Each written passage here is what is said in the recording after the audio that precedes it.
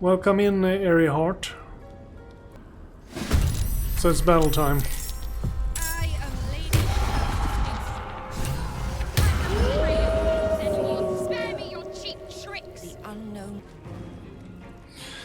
Well, I am from Sweden, and I am a Swedish nationalist, which means I am only concerned of what's the best thing for Sweden. So it's not as much about left and right, it's more about where are we right now and what's the best path forward, no matter if it's left or right. So it's basically try to have a critical view of most things and try to figure out the best path forward. Like, is the society we have built working as it should, and what would be the options? Well, that's basically what Russia is doing right now. They are expanding. If you look at the size of other nations, like China, India, there's other nations that are pretty huge compared to Sweden. So we don't have much leeway on, let's say, it's not that we can overpower other nations. So Sweden has been pretty smart on staying neutral, but we are living in a time where neutrality isn't really an option anymore. So we became members in NATO, so we are in the European Union and in NATO. So we are in two bigger types of alliances. The EU is like a political alliance, and the NATO is a military alliance, defensive one. So we have tried to use diplomatic means to strengthen us, so to speak.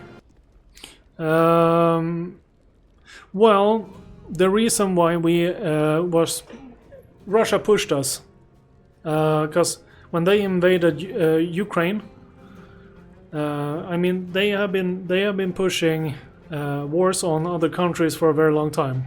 They were in Afghanistan, then they were in Georgia, and now they went into Ukraine. So their way of suddenly just invading or attacking, that doesn't really seem to have to us any reason behind it than they want to. Like when America was in Afghanistan after Russia. Russia was in Afghanistan for 30 years before America.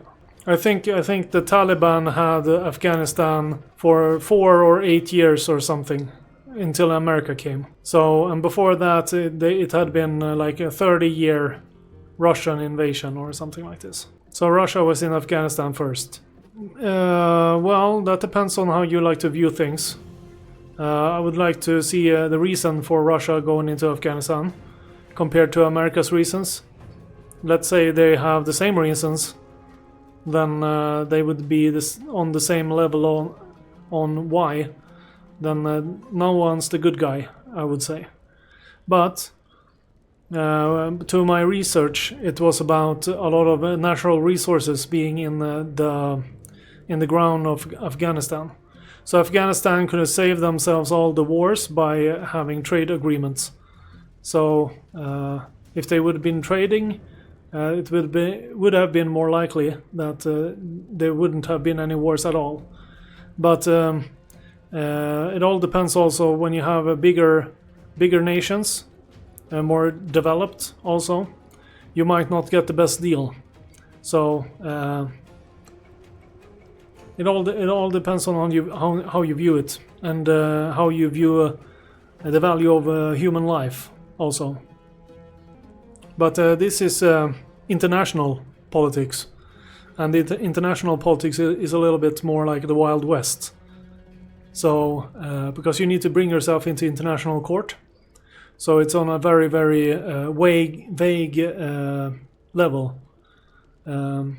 Justice can be hard even on a national level, but it gets harder the more armies nations have. If we're gonna bring Russia into court for war crimes, for example, we need to basically defeat their armies unless they are willingly giving up people from within their nation. So that's a problem, and especially if the leaders are they forced by their doctrines. For example, for Russia is a nation with a lot of doctrines, so it's like basically the leaders are just very well informed about how their nation works, and they follow protocol.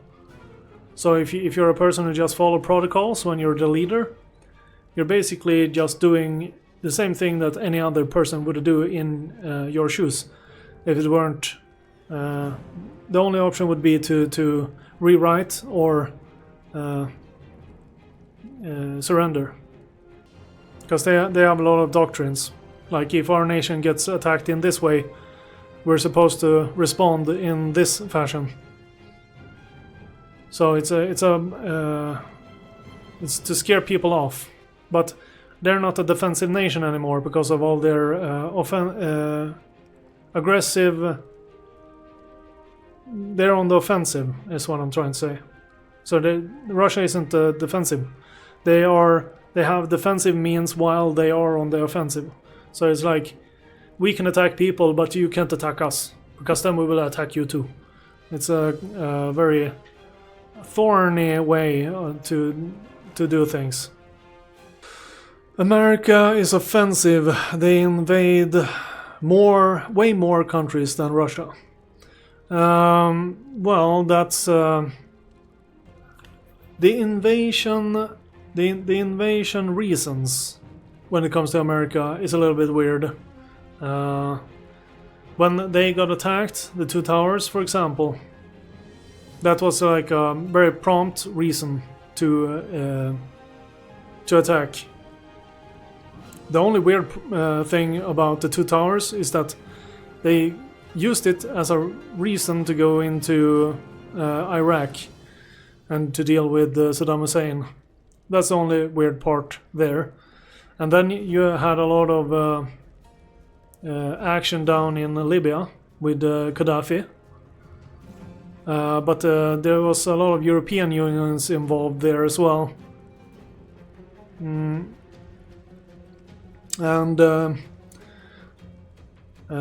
Sweden was involved in Afghanistan on a defensive position because our at that time current right party wanted to be positive to America. So we had, I think we had troops deployed on one base with a certain area to safeguard or defend. So it's I would say that Swedish neutrality ended with that deployment because it wasn't United Nations troops. It was like our own deployment. You understand that the guy who attacked the two towers is Saudi Arabian and not Afghani, right? Well, that depends on what sources you use, and why did Al Qaeda take credit for the attack? You say, I would say Russia has way better reason to attack Ukraine. It is defensive because they want NATO away from their border. This makes way more sense than attacking Afghanistan because some Saudi Arabian man who lives in Afghanistan attacks two towers. Al-Qaeda is not Afghani. Well, are you deciding that, or Because Al-Qaeda is an organization, right? That originated from there, or was working from that country. Let's see here. There was something else I wanted to address when what you said. No, Russia has no... NATO is a defensive alliance.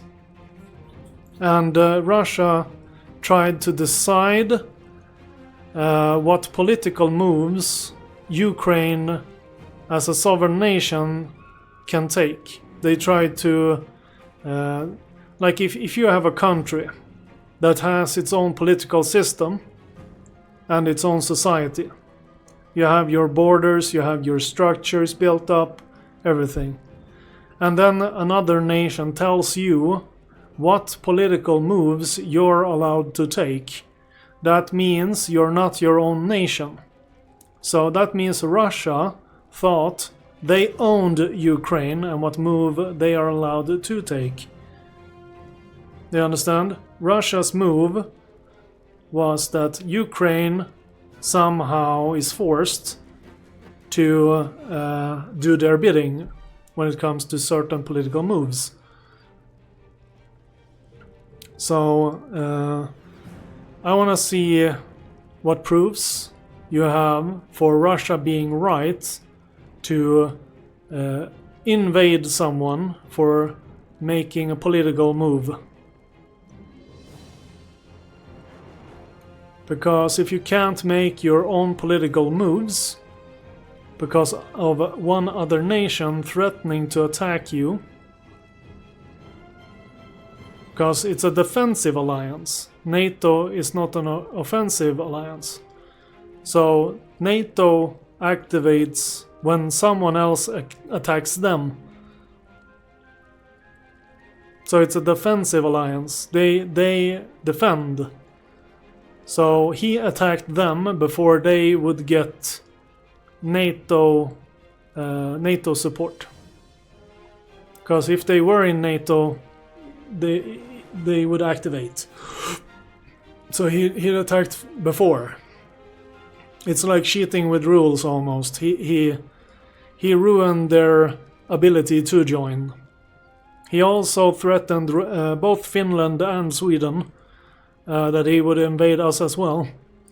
So if Ukraine hadn't stood up against the invasion, as well as they have, we would have had a problem as well with Russia. So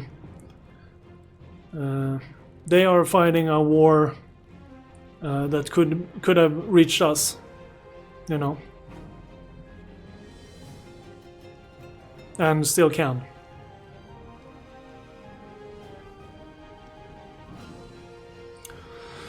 Al-Qaeda didn't originate in Afghanistan, it's just the leader of Al-Qaeda was in Afghanistan for a bit. Okay, but when they were in Afghanistan and tried to fight the organization, did the organization have a rule there? Political power, power on the private market. How big was the following? Was it a religious following, or do you understand what I mean? So if USA needs to attack an organization that is working out of Afghanistan, if Afghanistan isn't complying or working with them, well, now we have a problem with what you believe versus what I believe. And we don't know the moves that these people has taken. When there's an attack, there will be information shared between the nations. And the willingness to cooperate Well, that might be true, but when they went into Afghanistan, they called it an insertion or something. It wasn't a war. They called it something else, if I remember correct. They didn't call it a war. They called it something else. They were world policing. They tried to fight Al Qaeda. Right?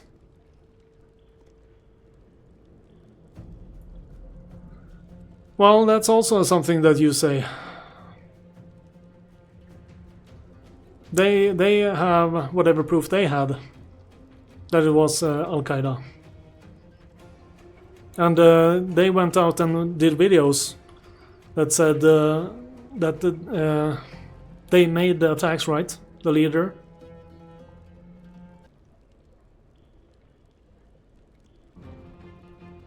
You say it's not like they left after Al Qaeda got defeated. They stayed. They were there to overthrow the government and insert their own beliefs.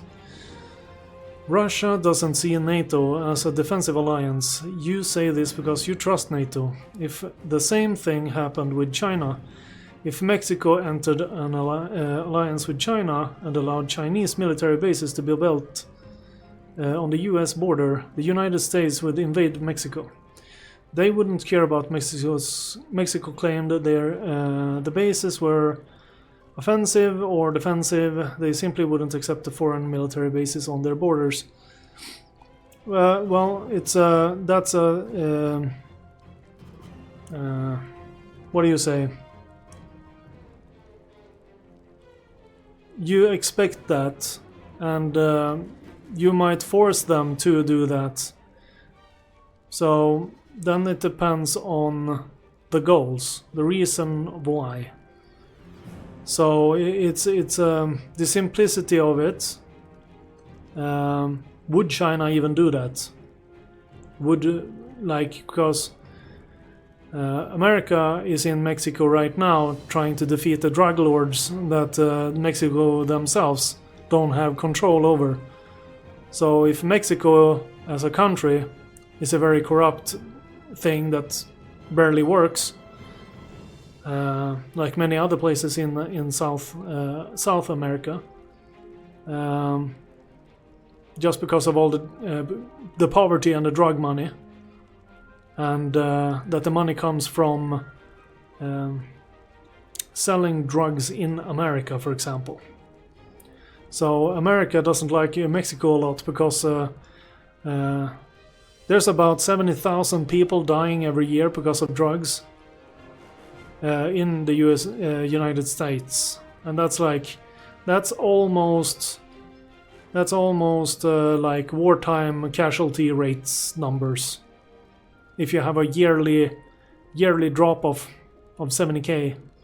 Now America is quite big and has a large population, but that's still a big number of people just dying out of the drugs coming out of Mexico. But China is selling a lot of fentanyl to America now as well, so it's not just Mexico right now.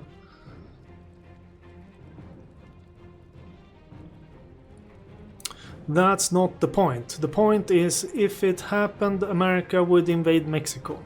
So why do you expect Russia to accept American military bases on their borders? It's not inside their borders, that's the thing. And it depends on what have America done Russia and Europe. So it's your arguments are just defending Russia, and you're trying to paint America as a big baddie. And what I'm saying is that America has a lot of problems as well. Like you took you're the one who has talked about China and Mexico, and they are both doing harm to America right now, and they're not having bases on their borders. They're just selling stuff to Americans, so they get substance abuse, you know. So they're just trying to flood in drugs. So they basically just trying to use criminals to destroy from within. So it's corruption, in a way. So, but this is why we have police and other means in a country. So you at least can somewhat deal with criminal organizations internally.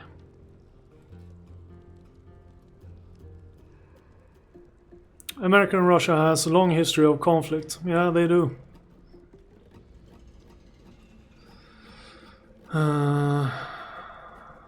Yeah, it's not on the border, it's right on the other side of the border. Like, the thing is that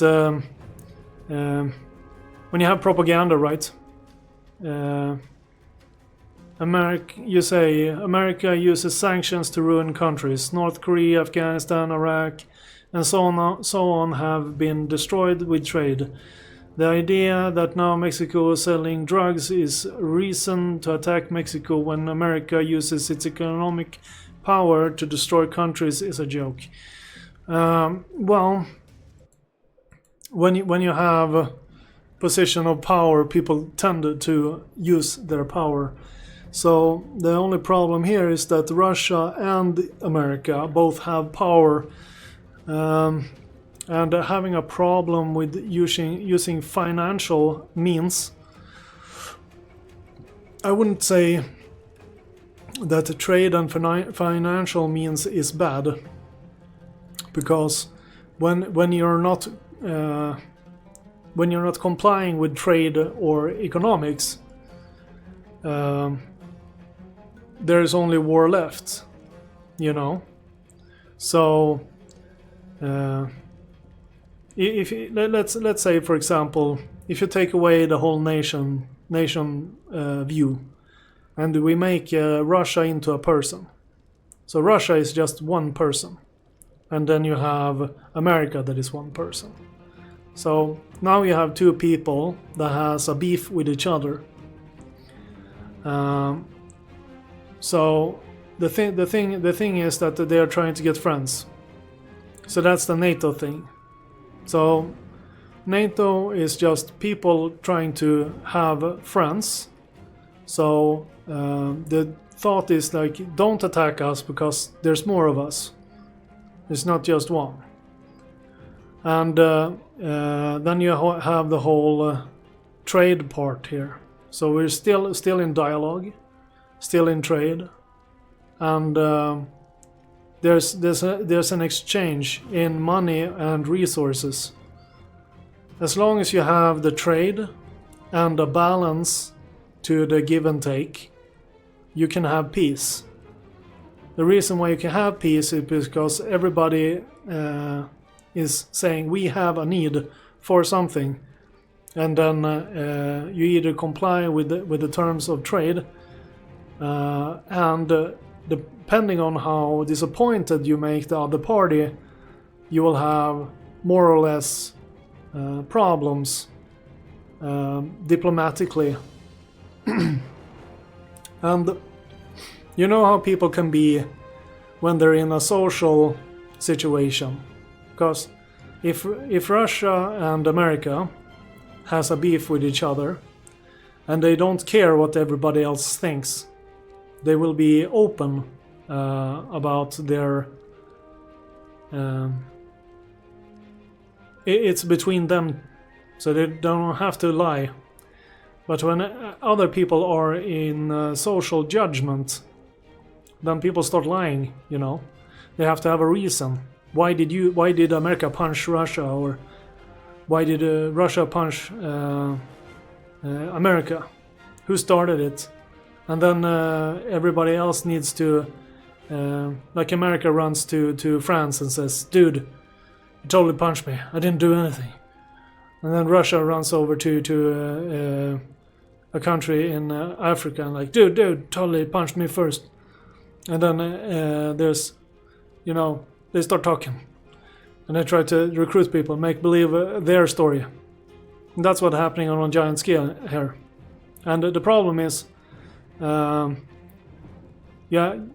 have people you know, because Russia isn't one person.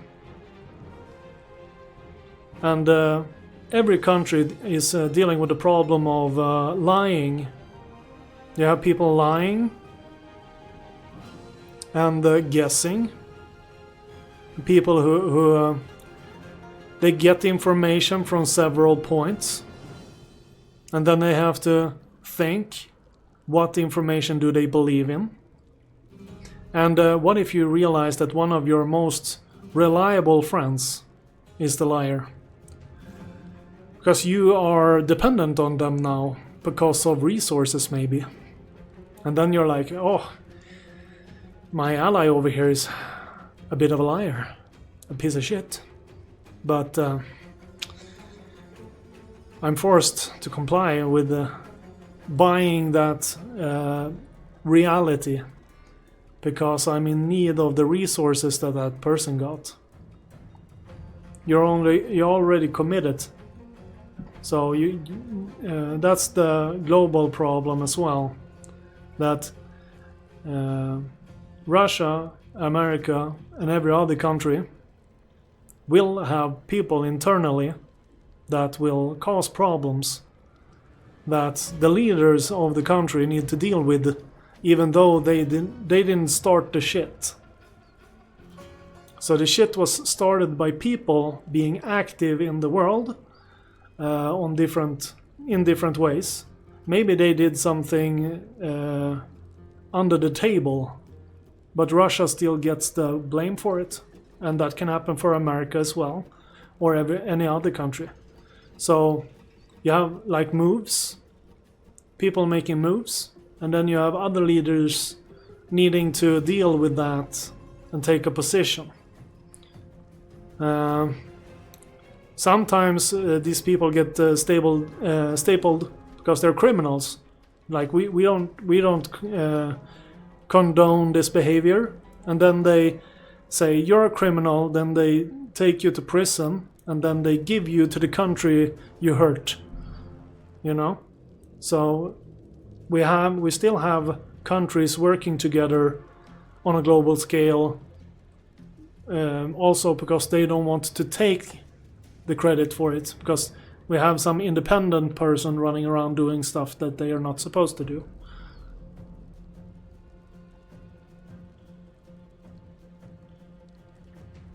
Okay, you have written a bunch of stuff. I'm just gonna read up here.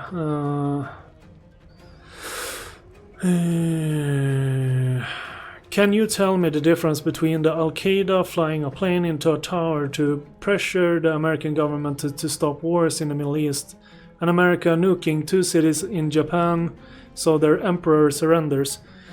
Well, it's 2 different time periods, but the nuking of Japan was an atrocity. I would say that is more like they didn't know the devastation of the weaponry would do outside of the blast zone, because most of the people in the reach of the blast zone that die from the explosion, then you have people that got burned. So they had like a certain area outside of the blast area where people didn't die. They only got like harmed by the bombs, and that was the horrible part of those 2 nukes. But if you look at the Chinese, for example, they were invaded by Japan, and they didn't want Japanese inside of their borders, and there was Japanese people doing torture-like research on Chinese people that were kidnapped while they were inside China and stuff like this. So it's the problem is that you're trying to say that there's one good side, and I don't believe in a good side. In war, there's evil people on all sides. Let's say, for example, people lying. I think that all leaders across the world would agree that if there was a way to deal with the compulsive liars and people who corrupt their own country and system, they would do that. Like, they would deal with their own people if they could. Because they want to be honest, a lot of them. Maybe not everyone, but I think a lot of people who become leaders, the most headaches they have are people lying and the information not being trustworthy. So I think that's the biggest issue for leaders, that they have to assess the situation with as much information as possible, and then at the same time they have to be critically thinking about the information being false or not. So it's about acting, reacting, and not making the wrong choice. And sometimes it can be impossible to know if it is the right choice or not. That's why many leaders stop listening and they just do their own thing, because they try to distance themselves from influence.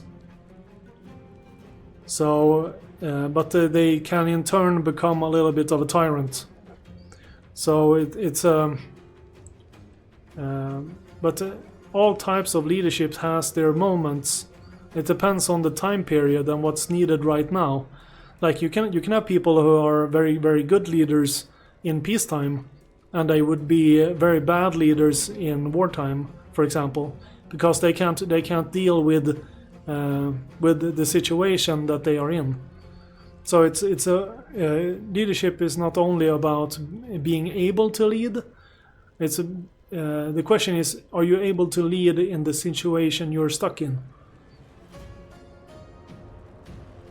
And you will also get accused of being the problem. So if you take the Russian war, for example,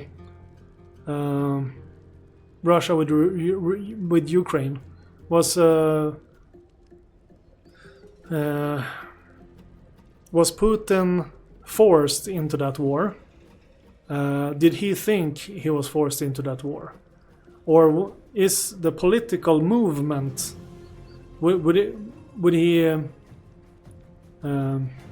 did he plan it out?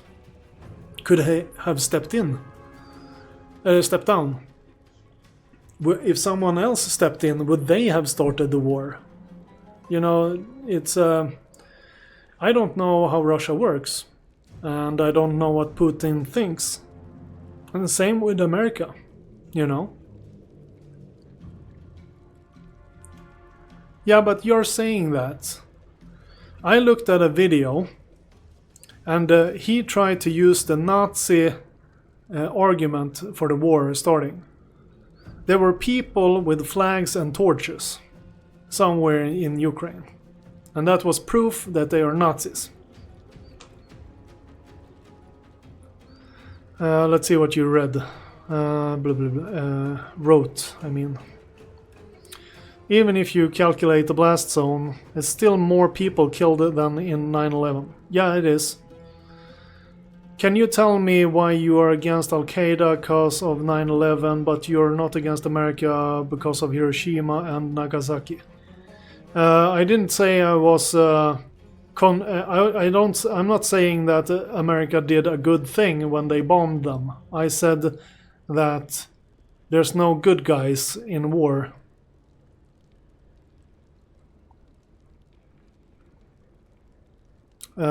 But the Al-Qaeda attacked their economy. So the two towers was like economic centers So they not only killed the people that was working there, it was a financial attack. They attacked their it was like it was kicking someone in the balls, basically, but financially.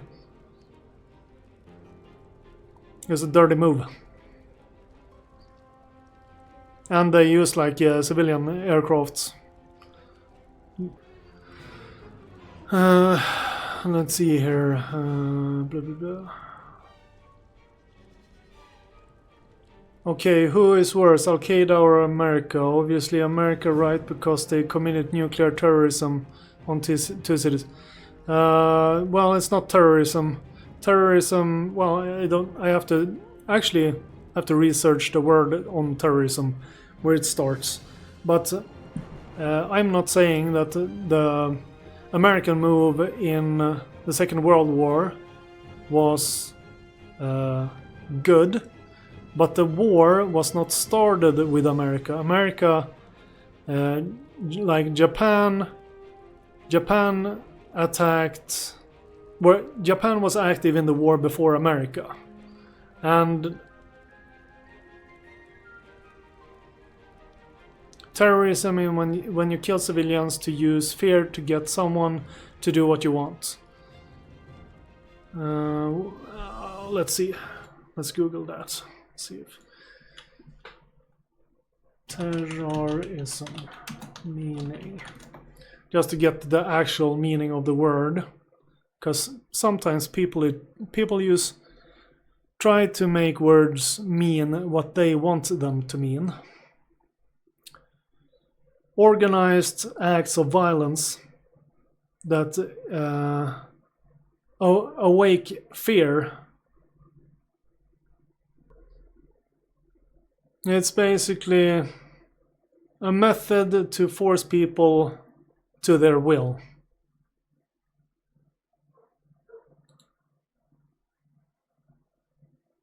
By any means, even violence, yeah. So they used the bombs to stop the war. And well, if you look at the word terrorism, the word for it, yes, but they tried to make them stop. They told them to stop, they didn't stop, right? So if you skip the dialogue between the countries, you understand? Yeah, but what did Al Qaeda tell America to stop with? What did Al Qaeda want America to stop to do? That's the only problem here, because when America wanted Japan to stop, it was because there was an active war, and they wanted that to stop. So they wanted Japan to stop the war they were doing.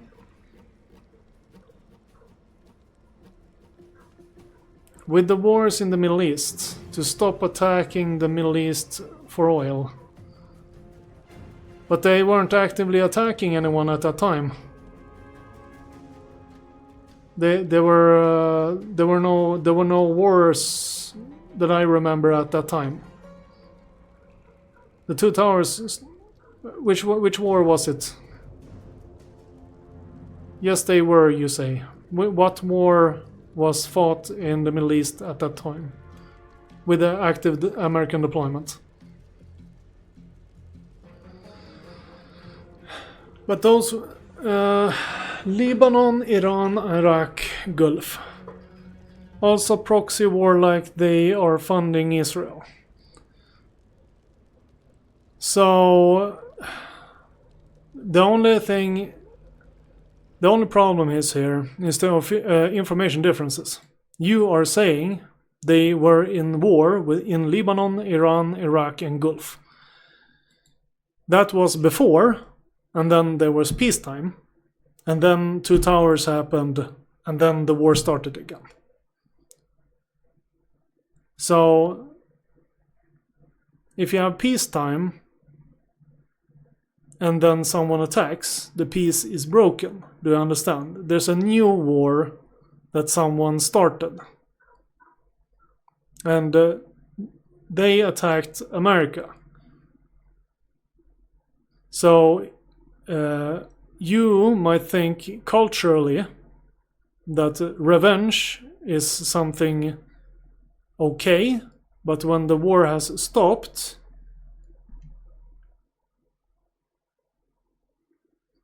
okay, you say, by that logic, between 9/11 and the invasion of Afghanistan, there was peacetime. No, because there was an attack. So the attack made them need to do a political... You forced them to continue. You forced them to continue warring. If you didn't want America in the Middle East, you shouldn't have attacked them. If you continue attacking the West will continue attacking you. So you're just believing your own propaganda or belief that you are right.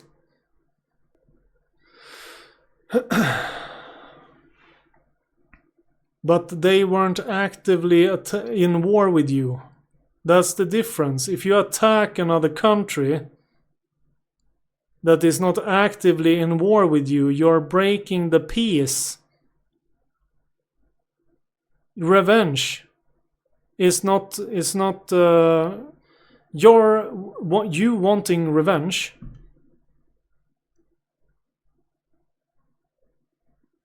Do you understand the difference? Like if you force them to attack you, because they didn't force you to attack.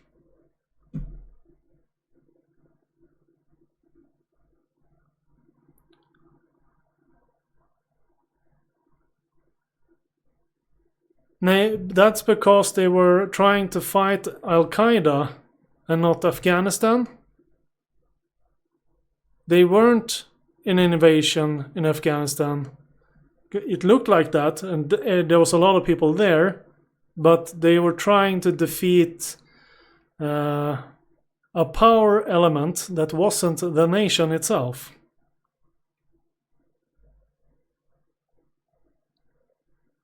Well, everybody in the Middle East have reasons to hate Al-Qaeda for the war they started. Because Al-Qaeda also forced them to fight for them. America is here, you have to fight with us. You know, they created the whole situation. Now you have to be in Al-Qaeda.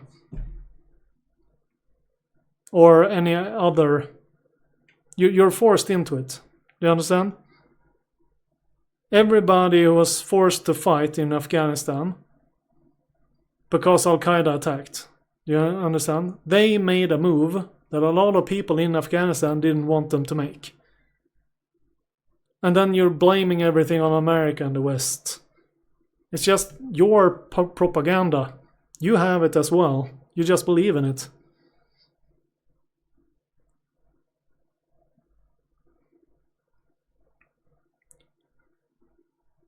Well, it sure looked like an invasion if you have a bunch of bases and crap on land. So yeah, it kind of looked like an invasion, but it called something else.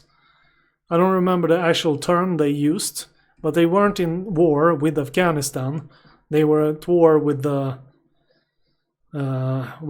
groups, with an active group. And then it became ISIS. So it became all these, like, in Sweden we would call that free organizations. And they're not supposed to do international moves. Then you have like a criminal organization. Because they're not working as a society, they are working as a group of people that don't see borders and societies. They don't respect anything. So the active societies that do exist have to defeat them because they are a chaotic element that don't care about anything but their own worldview.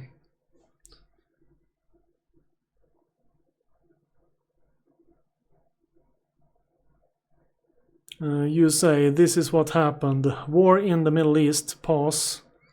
9/11, and you say this is break in peace because there was a pause. Then 9/11, pause, invasion of Afghanistan, and now you say it's a response.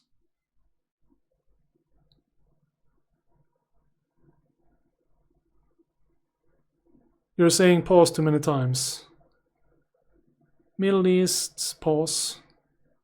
9/11, break of peace. You say 9/11 twice and then pause.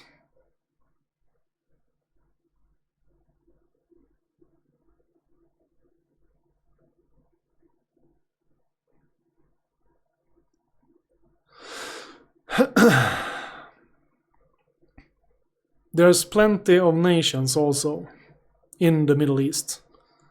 Like Lebanon is in Africa, right? And then you have like Syria is its own country. So it's like when a nation goes to war, they are fighting another nation. Like you have Ukraine and then you have Russia. It's not like a free organization that is mobilizing people to fight. It's an actual nation.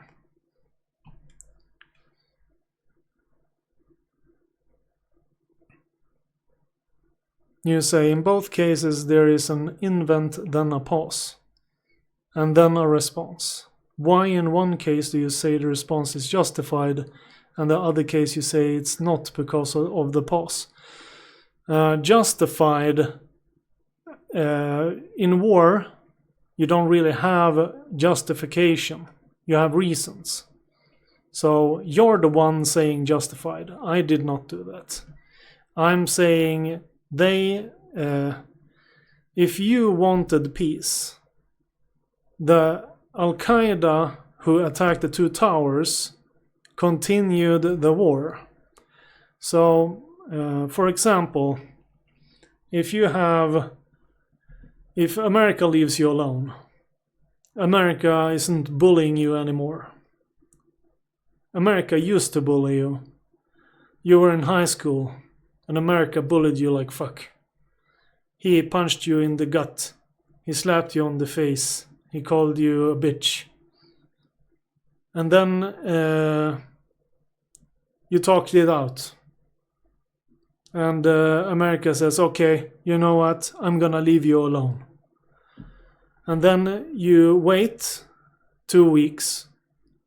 And then you take a metal pipe to school. And then you hit America in the balls with the metal pipe. Now, America's like, what the fuck? We talked about this. You were gonna leave me alone. And now, he is not leaving you alone anymore. Now he is punching you in the gut again. And bitch slapping you and calling you bitch. So it could have ended, but you started the fight again.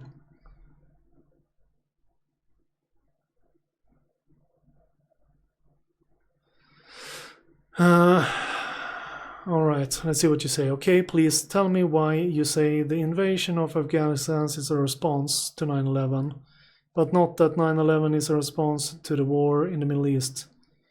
Both have pauses in between them. You say Al-Qaeda continued the war. Why don't you say America continued war by responding to 9/11?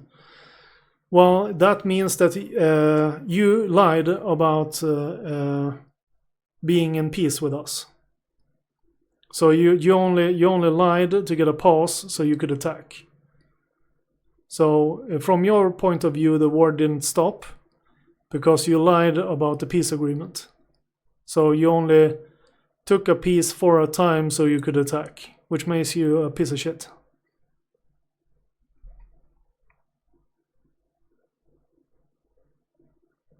You say, yeah, only America never said that they will leave the Middle East alone. In fact, they were still funding Israel. No one said there was peace. There was no peace agreement. Okay, so So you're playing semantics then?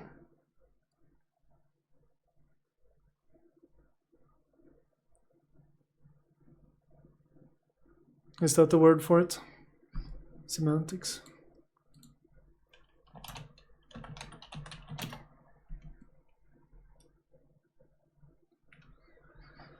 Linguistic meaning. Well, as I said, there's no good guys in wars. You want to believe that the West are evil, that Israel is evil, and you don't understand that you can create the shit you live in. I understand that you believe you're in the right, and that Russia is good, and that you are good, and that everybody that has tried to stand up against America on different ways are the good guys. I'm not saying they are in all degrees, or they have made the best moves. But has Russia or any other, did Al-Qaeda do the good move when they attacked the two towers? Were you involved in the attack on the two towers? Did you plan it out? You say, why do you say you could have avoided the invasion of Afghanistan, and you don't tell America you could have prevented 9/11? Why is it always the enemy of America that tell you've prevented stuff? Well, what I'm saying is that, do you condone the bad acts that your leaders have done? No, lol, I do not agree with 9/11. That's what I'm talking about. So, I'm not saying that I believed that all of the military acts against the Middle East have been good, or that I think it's something I would want to happen. Like, I totally want America to just go into countries and have military on the ground that they have somewhat bad organized control over. Like, it's I totally wanted America to go into Vietnam. It's not the things I don't think that. Who thinks that? You know? One normal person that cares about paying their rent, eating food, and living their life. Why would they want to invade other places if they just want to live their life? And I think it's the same if you live in Russia. If you live in Russia, I don't think that most people who lives there and just lives their life, go to the job and pay the rent and take care of their family. They don't want to invade Ukraine. You understand? So it's the whole war aspect is about information. Let's say Putin invaded Ukraine on reasons he believes in. And then the war has been going on for 5 years or something. And then you get new information that all the reasons you started the war on are false. So this is make-believe now. Make-believe scenario. Putin gets proof that he believes in. That the information that made him start the war was false. Now, how can you turn back time? Let's say Putin realizes his mistake. Can he turn back time? Can he do it different? You say, this is the hypocrisy.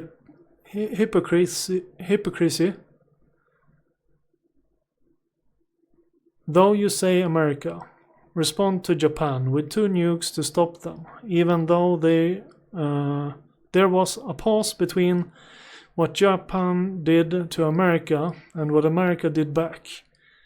But 9/11, you say, oh, there was a pause though. There's literally no difference except that America's terrorism kills more people. Yet you say they are somehow different. Okay, so the biggest problem is that you have a lot of conflicts at different time periods. So you're mixing you're mixing different wars and conflicts to make your point across. And you want America to be a bad guy. And in comparisons to people dying. Yeah? So if you look at the Second World War, so it was out of control,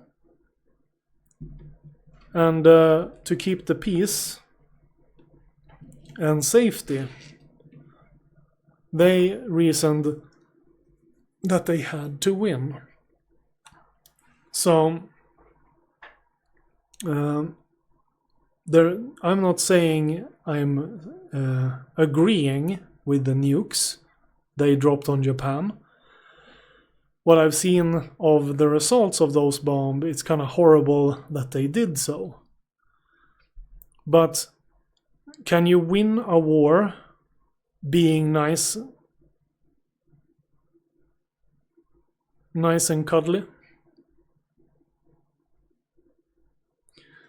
So that's the whole the problem, is that war is almost like a football game. So let's say for example, you have a football game between America and Russia. And then, or we take America, Afghanistan, for example.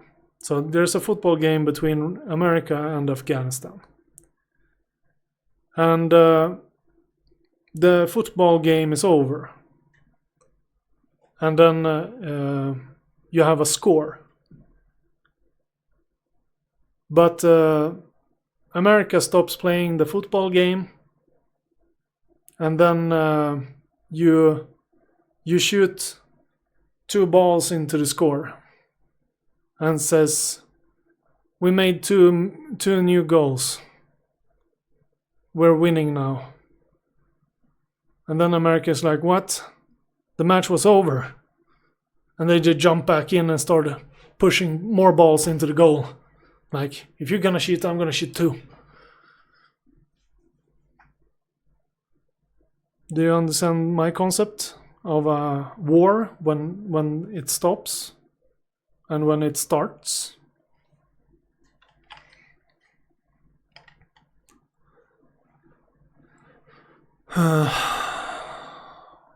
Let's see, you say Pearl Harbor happened in 1941.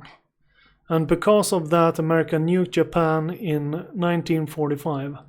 That is 4 years apart. America attacked Iraq in 1998. And then 9/11 happened in 2001.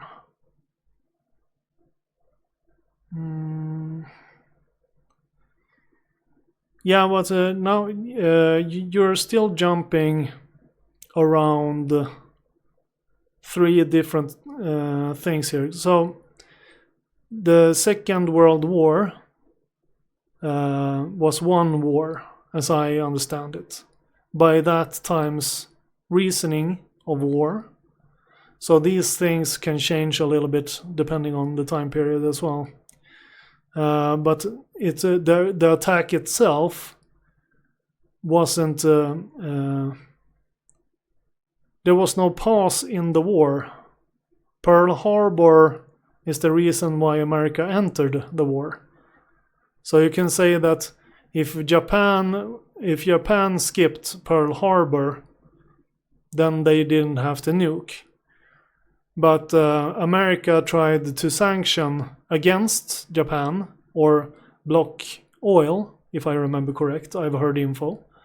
So that was the reason for the Pearl Harbor. So when you have a conflict, if one person doesn't, if one person never stops, it forces, let's say you have two people who are arguing. If they both stop and leave each other alone, you have peace. But if one person don't give up and keep going after, you have one that stop, but one that continue. Then that forces that one to come back again. You know, I was trying to let it go, but you're not letting me go. So it's let's see, Iraq War 98. Yeah, the time period is short, that's for sure. But the two towers were from Afghanistan. So it wasn't, as I understand it, it was Al-Qaeda that attacked the two towers. So when America went into Iraq one more time, that looked like a weird move to us in Sweden. Because at least for me, I didn't understand why they suddenly went into Iraq. Because it wasn't Iraq who attacked. So that's... There was no pause in the war with America either. The Middle East was a constant war with the West and America. Even in 2001, America was funding Israel to colonize more land. Well, so the whole problem with this conversation, let's see, Al-Qaeda is not from Afghanistan. They are a bunch of people from across the Middle East. Many Al-Qaeda members are from Iraq. I would say attacking Iraq makes more sense than attacking Afghanistan because Al-Qaeda was more Iraqi members than Afghani members. Well, that answers that at least. But why doesn't Afghanistan hate Iraq then? Because Iraq put the war on them, you know? So why are you not angry with Al-Qaeda and Iraq?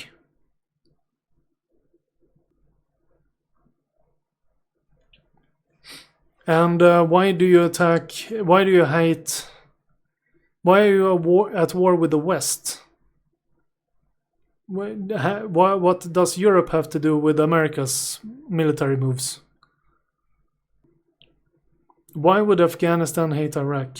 It's like saying, why doesn't Poland hate Jews? If there were no Jews in Poland, the Nazis wouldn't have attacked them. Iraq blames America. Yeah, but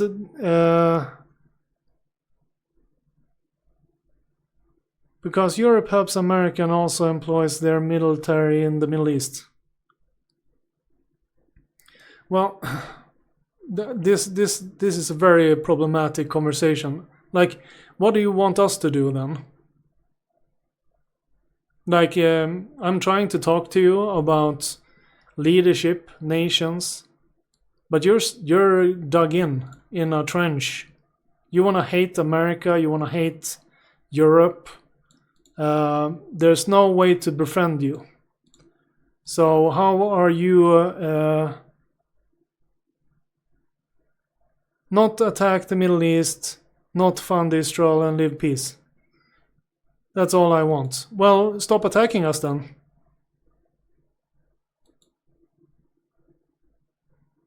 Go home. That's all I want. Go the fuck home.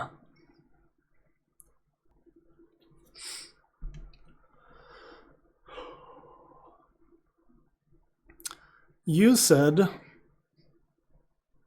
that you are against the West and Europe And that's my home.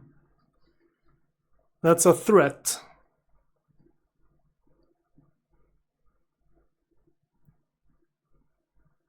Do you want us to just live under your threats?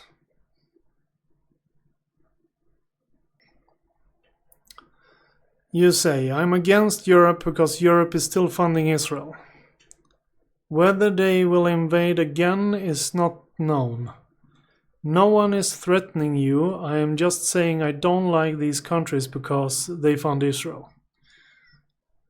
Well, that is not... The whole Israel conflict, I don't even give a shit about that one. We are forced to take a stance on it. But personally, I don't care about Israel. The only people who care about the Holy Land are the three big religions. The Jews, the Christians, and the Muslims. And I don't even know why the fuck you care about that piece of land. It seems like a desert. And it seems like a shit piece of land to me. Why do you even care about Israel?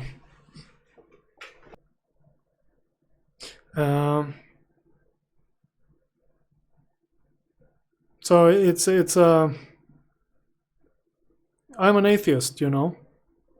So it seems like this whole shit is just, you know, religion problems.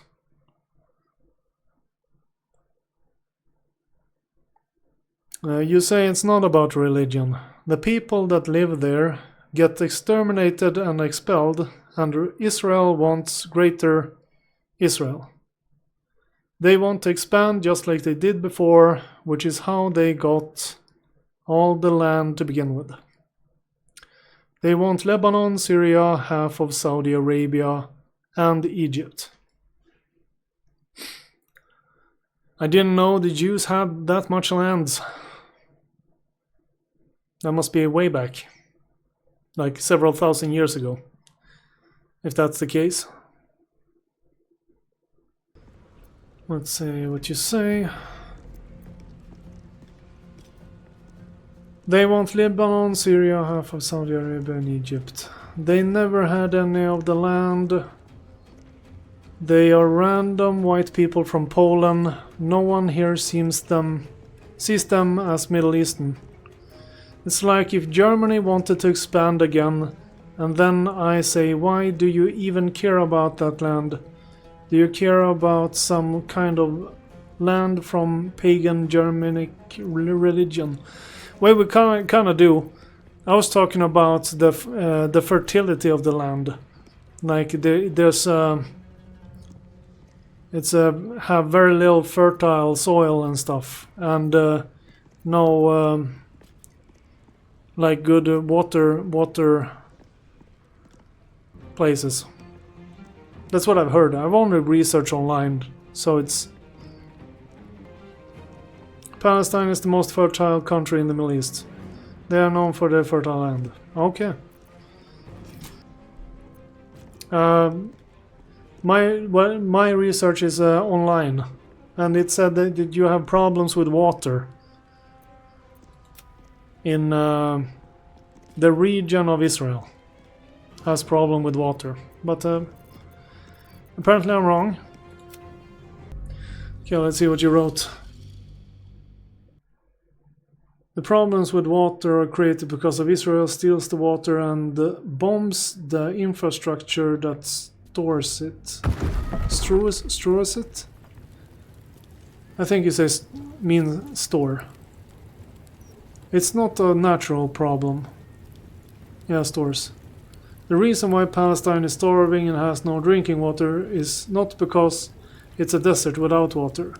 It's because the Jews colonizer flattened the farmland with machines and destroyed water pipes.